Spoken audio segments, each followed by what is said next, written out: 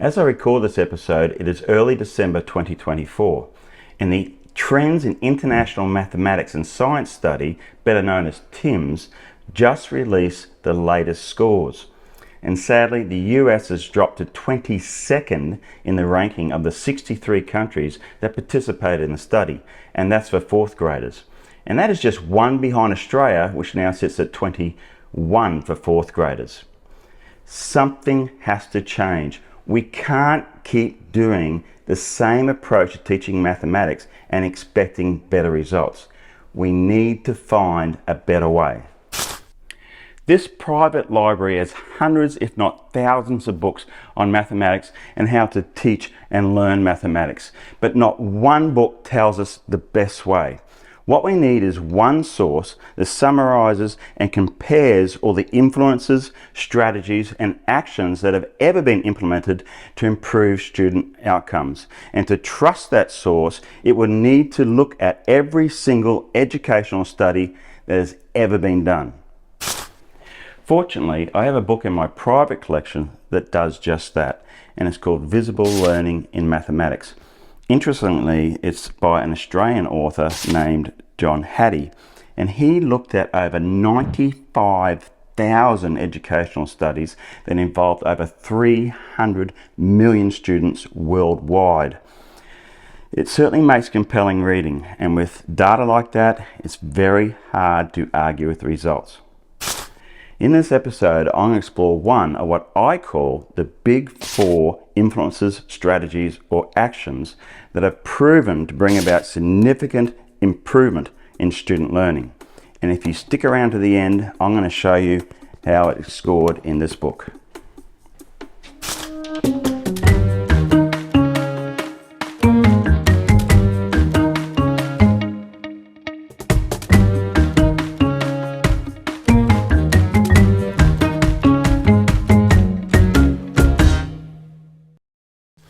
Now, before we get into the first of the big four, I need to give a little explanation of the tool that Hattie used to compare the influences, strategies, and actions. And that tool was simply a number or a value that he called the effect size. And put simply, the greater the number, the better.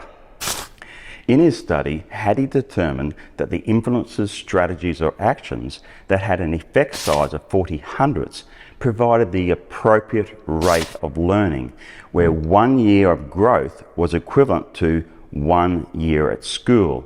So we're looking at effect sizes that are greater than 40 hundredths, which are shown here in the purple zone of Hattie's barometer of influence.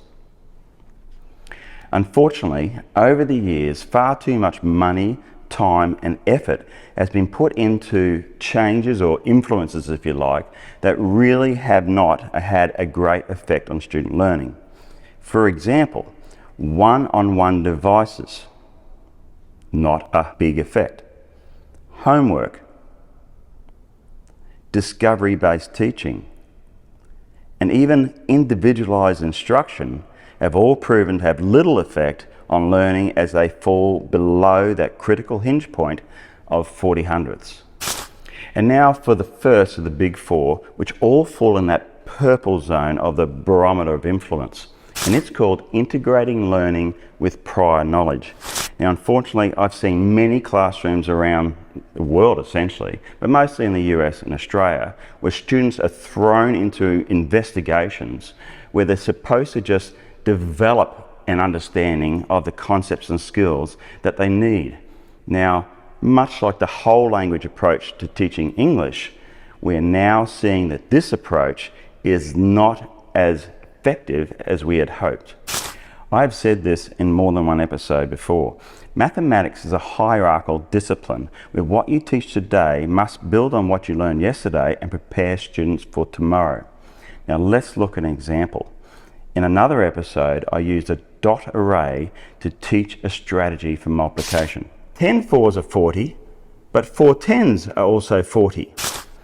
The discrete countable dots of an array is a prerequisite to a hybrid model that has discrete countable squares and area. As they add this hybrid and then the area model to their knowledge and experience, they learn that in each case, the factors are the dimensions and the total is the full array or area, which we also call the product. Given hybrid models such as this, students can draw on their knowledge of using dot arrays with single-digit factors to show their strategies for multiplying with two-digit factors. Here you can see a single-digit factor of 8 multiplied by a double-digit factor of 35. So those two factors are the dimensions, and the student is breaking the 35 into tens and ones, multiplying 8 30s by 8 5s and adding the two partial products. And this in turn prepares them for multiplication with greater numbers using an area model which no longer has discrete countable objects. The total area is the product and the dimensions are the factors. In this example, the distributive principle is being applied to the factors to show the four partial products of the total. With experiences such as these, students can leave primary or elementary school well positioned to multiply two binomials. I wish I had seen this as a middle school student. Here I could have drawn on what I knew about multiplication and area, and I would see that the dimensions are again the factors. Now, I've only shown you a limited number of examples. I could have shown you how the array or area model is also used to show multiplication of decimal fractions and common fractions. Now, how does integrating learning with prior knowledge score on John Hattie's barometer of influence? He found that carefully sequenced curricula that integrate learning with prior knowledge has an effect size of, drum roll please, 93 hundredths. That's more than 2 years of growth for every year they use a program that does just that. And I think that is well worth considering. Now this is what I want you to do. 1, we must make a change. Benchmarking systems like TIMS proves that what we are doing is giving us the same or if not worse results. So use the link below to review a well-spaced and well-developed curriculum sequence which students have the prior knowledge they need to master new ideas. And 2, if you're not in a position to make that change, think twice before you start cherry-picking activities from multiple sources. Have you thought carefully about what prerequisites and skills they need for that activity? And how will that activity prepare students for what they need to learn in the near or even distant future? And 3, stay tuned for future episodes where I'll reveal the remaining 3 of my big 4 that fall in that purple zone of John Hattie's barometer of influence.